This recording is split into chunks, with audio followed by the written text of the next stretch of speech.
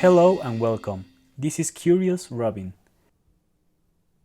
So let's delve into the story of The End of the Fucking World.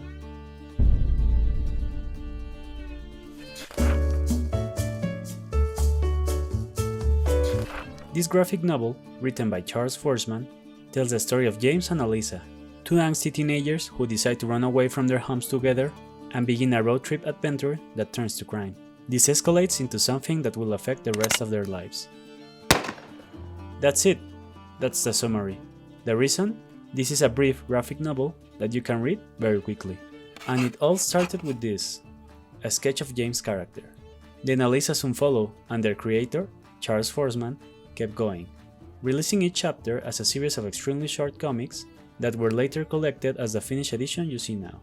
About the themes the graphic novel addresses, the author said, "There's a lot of me analyzing those feelings I had when I was that age.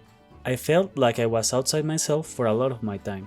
I couldn't enjoy certain aspects of being young. I just wanted to grow up really fast. I wanted to get it over with." In Scott McCloud's book, Understanding Comics, he talks about a concept known as the gutter, which is the blank space between one panel and the next one. Here, in the limbo of the gutter, human imagination takes two separate images and transforms them into a single idea. Nothing is in between the two panels, but experience tells you something must be there. The graphic novel makes great use of the gutter, not only in between panels, but in between its pages, as each one tells a short story in a simplistic art style that focuses more on narrative, dialogue, and character, while sometimes has transpired in the next page, and your mind fills in the gaps of what happened between each brief chapter. End of the Fucking World manages to tell in its 176 pages a very complex story about the difficulties of fitting in and growing up in a world that seems hostile more often than not.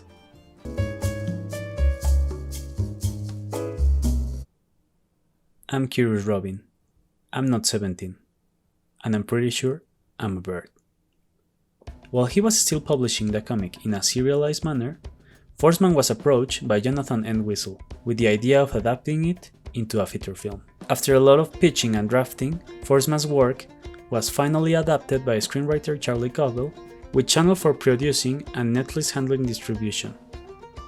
In 2017, an 8-episode first season was released and became a massive success in the streaming platform.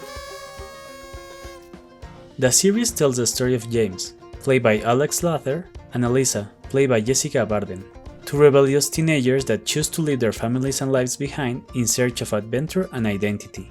In the opening lines, James claims that he considers himself a psychopath and would like to test this by killing a human being. But little does the duo know that nothing will turn out the way they plan, and this trip will define them for the rest of their lives. This adaptation is characterized by taking everything to the next level.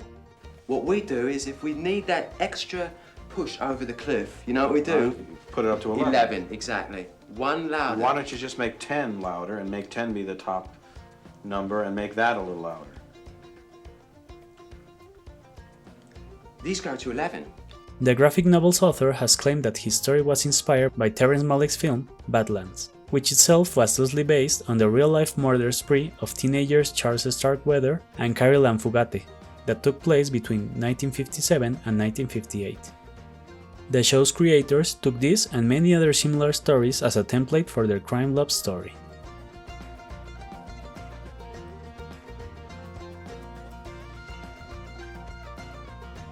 The adaptation took advantage of the graphic novel's short episodic format to create a similar sense of pacing, using scenes to set small contained stories that are all connected to the main storyline. The short running time of each episode gives the overall series a very fast pace, that still finds time to let us watch how both main characters transition from stereotypical angsty teenagers to complex, relatable people. Everything in Forsman's work was taken, expanded and refurbished to accommodate not only the length of its new medium, but the depth of the whole story. While the graphic novel uses simplistic illustrations to tell a complex tale of young love and acceptance, the series utilizes every tool at its cinematic disposal to let us inside the complicated mind of these two teenagers, revealing important information as the story progresses to give us an understanding of why are they so messed up. The simplistic black and white illustrations of the source material become a sequence of scenes that resort to music, movement, and framing to display the vast range of emotions these characters are going through. Sometimes the world feels colorful and energetic, while other times it feels completely hopeless and bleak. A lot of this weight is placed upon both actors, and they deliver their performances in an outstanding way.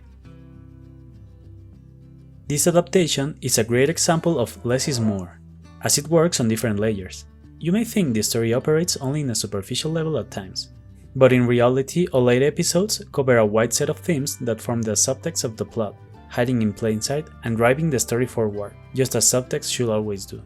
On the main characters, Cobble said, "There's something about the disparity between the image they project and who they actually are that makes them recognizable to the audience. We can see them as 2 very damaged teenagers who just want to connect, and we identify with that."